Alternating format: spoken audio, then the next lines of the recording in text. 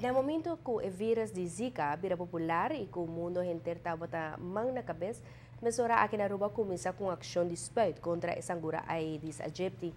O departamento encarregado, conhecido como Helicobacter and Mosquito Bestriding, não pode manejar o fluxo sujo e arranha reforço de Serlimar e DUE. Mesura a start curso para empregado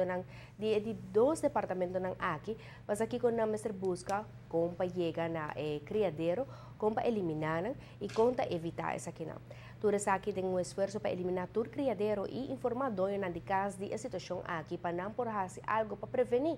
Mas que o inspector não sabe, mas guia não por dona na comunidade. Tem sentido que nós sabemos o impacto e mirando o resultado que arriba papel com a quantidade de criadeiro não potencial, criadeiro não ativo que o tratar e eliminar que seguro que não tem impacto para limitar a possibilidade de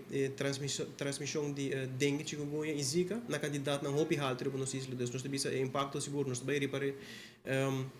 durante a semana que ainda e seguro mirando o tempo de vida está na caminho e a água está a esperar seguro a ação aqui tem um impacto preventivo para que a água comece a cair. Na final de trabalho, o departamento estava já satisfeito com o logro para sobrar não somente a área menos criadeiro, mas sim que a comunidade está virando mais consciente de efeito e de peligro que não mesmo corre se não prevenir.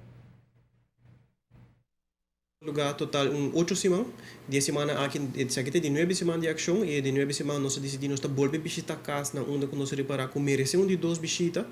seguindo de última semana nós repetir a adressa de Norte Teco São Nicolás e assim aqui voltar a repetir e waxi instrução na guarda durante 8 semanas aqui de ação se seguindo em verdade a guarda executar maneira que também a recomendar. Tudo a ideia para o atrobe a participação e cooperação do povo está andando e nós sabemos em verdade que isso aqui está sucedendo. Demos nota aqui nos visitadores que nós estamos mirando melhoração para a cooperação. Nós estamos mirando seguro instâncias privadas, tire shops, outra instância que no saco está causando problema no passado, está donando isso aqui devido à atenção. Tires não estão guardar body duct, tem container, nós estamos mirando o problema que estava no passado está agora solucionar e está dando nos maneira para seguir tackle e para o problema que nos saco está persistente aí na nossa isla para o criadeiro de seguro.